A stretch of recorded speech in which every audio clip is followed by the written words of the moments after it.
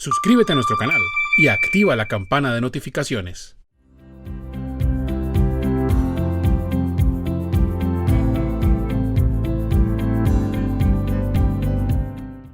¿Cuáles son los requisitos para que un llamado de atención constituya prueba en un proceso de despido? ¿Qué trámite debe realizarse a cabo para que este documento sea legal? Bueno, esta pregunta está relacionada con los llamados de atención. ¿Qué es un llamado de atención? Un llamado de atención, miren que digamos que el nombre ya nos está diciendo más o menos de qué se trata, ¿sí? El empleador como jefe, como persona quien tiene en su cabeza la subordinación, como empleador que es conforme al artículo 22-23 del Código Sustantivo del Trabajo, él dentro de ese poder de subordinación que tiene, pues tiene la facultad de llamar la atención, de dirigir y de decir la forma, el tiempo, el modo y el lugar en el que se debe prestar un servicio. Por eso el empleador tiene esa facultad de que si el trabajador está cometiendo algo que no debe hacer, está haciendo las cosas mal o está faltando, digamos, a alguno de los compromisos o de las responsabilidades o prohibiciones que el trabajador tiene, el empleador está en su completa capacidad de llamarle la atención a ese trabajador y decirle, trabajador, mire, usted está haciendo esto, esto no lo puede hacer, ¿sí? Eso es una facultad que tiene el empleador para realizar, ¿listo? Ese es el famoso llamado de atención, ¿sí? Los llamados de atención el empleador los puede hacer, puede ser de forma verbal en el instante en que ocurra o puede ser de forma escrita, pero sí hay que tener en cuenta que aunque el empleador tenga esa facultad de subordinación, ¿sí? Aunque él tenga esa facultad, debe de hacerlo siempre preservando los derechos del trabajador, por supuesto, el respeto más que todo, ¿sí? No, esto no quiere decir que el empleador pueda, digamos, alzarle la voz, gritar al trabajador, insultarlo, decirle palabras, digamos, que que afecten la dignidad del trabajador. No, por supuesto que no. Él está en el derecho de ordenar y decir cómo se debe prestar el servicio, pero siempre guardando el respeto a los derechos del trabajador. ¿Listo? Entonces, este llamado de atención se puede hacer tanto de forma verbal en el momento en el que ocurra como de forma escrita por medio de un comunicado. ¿Listo? Los llamados de atención sirven mucho de referencia para el empleador, ¿sí? Para que el empleador, principalmente cuando son escritos, ¿no? Pues porque queda allí un histórico, digamos, de cómo ha sido el comportamiento del trabajador.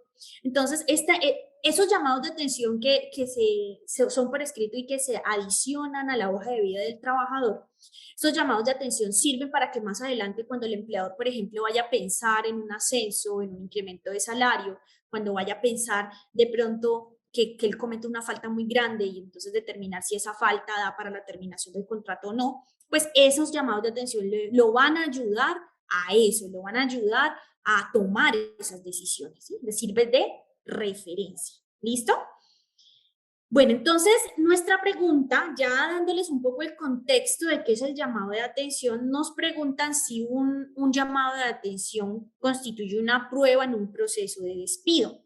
Entonces, aquí la respuesta es depende. Depende de la causal y depende de si eso está o no establecido en el reglamento interno de trabajo. ¿Sí? Me explico. El llamado de atención es una sanción, una amonestación, es que ni siquiera es una sanción, es una amonestación leve, ¿sí?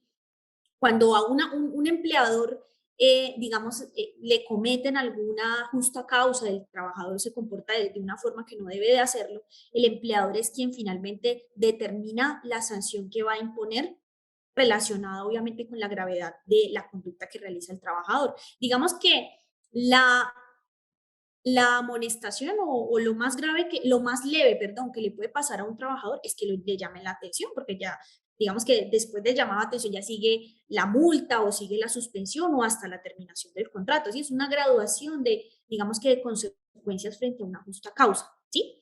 Entonces, la pregunta de si los llamados de atención pueden ser prueba en un proceso de despido depende de la causal por el despido. Cuando una persona la van a despedir porque cometió una falta que el empleador considera como grave, no solamente él, sino que el Código Sustantivo del Trabajo, el Reglamento Interno de Trabajo o el contrato de trabajo o la convención colectiva, si así se estableció, establece que es una justa causa o es una conducta grave, una falta grave.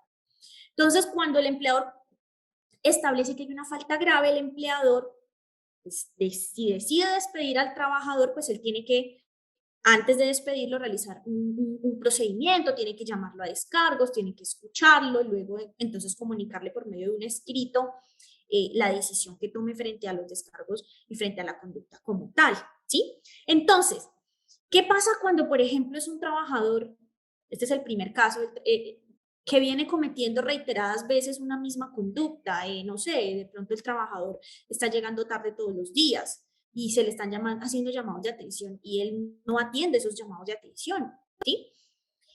Si en el reglamento interno de trabajo, por ejemplo, se establece que después de 3 llamados de atención, y aquí hay que tener en cuenta algo, los llamados de atención no cuentan por el llamado de atención como tal, sino por la reiteración de una conducta, ¿sí? Entonces, generalmente los reglamentos establecen, por ejemplo, que si la persona llega 5 veces tarde, eso ya es una causal, por ejemplo, de despido, de terminación del contrato unilateral, ¿sí? Pero miren que no se está haciendo por la acumulación de llamados de atención como tal, sino por la reiteración del incumplimiento. Entonces, para que nosotros hablemos de un llamado de atención como una prueba en un proceso de despido, es cuando, por ejemplo, ocurre situaciones como las que les estoy mencionando, que la persona ha reiterado la conducta, por ejemplo, que no utiliza los elementos de protección personal, que eso está en nuestro artículo 62, como una justa causa, que la persona de forma sistemática no realice las medidas preventivas. Y entonces le llama la atención una vez por lo mismo, y luego otra vez, y luego otra vez, 5 veces diciéndole que se ponga el casco y no se lo pone, ¿sí? Ya el empleador puede, si en su reglamento interno está establecido que eso es una falta grave, e incluso si no está, yo diría que es una falta grave porque el artículo 62 así lo menciona, pues el empleador ya con los llamados de atención, porque él tiene las pruebas de que ya le ha dicho de forma reiterada de que es una conducta sistemática, pues él ya puede tomar la decisión de terminar el contrato de trabajo con ese trabajador. ¿Sí? Pero repito, no lo está haciendo porque él lleve acumulado 3 llamadas de atención, no, lo puede hacer es porque ya la conducta, la misma conducta, la ha reiterado 1, 2, 3, 4 veces y eso ya da para una terminación de un contrato. Como siempre, todo esto está según lo que el empleador considere, ¿sí? Él es el que determina la gravedad de la conducta y la consecuencia de la misma. ¿Listo? Entonces tenemos que tener en cuenta eso con los llamados de atención. Ahora, ¿qué trámites debe llevarse a cabo para que este documento sea legal? Es decir, si yo quiero utilizar un llamado de atención de una persona que ha hecho una y otra vez lo mismo, este llamado de atención es importante que se haga por escrito, ¿sí? Para yo tener la prueba pues de la reiteración de la conducta, que ese escrito que yo le pasé al trabajador narre los hechos, narre los artículos del reglamento, el contrato de trabajo o la ley que hablen pues de la conducta que él cometió, que le diga al trabajador las posibles consecuencias pues de haber cometido esa falta y explicándole que él puede ejercer, digamos, el derecho, ese derecho que él tiene de defensa, de que si él pues quiere manifestar algo frente a eso, pues lo puede hacer. Y lo más importante, pues que se le notifique al trabajador. Eso es lo fundamental que se debe tener en cuenta con un llamado de atención para que yo pueda utilizarlo, ¿sí? Como una prueba de la reiteración de una conducta ante una situación de un despido con justa causa.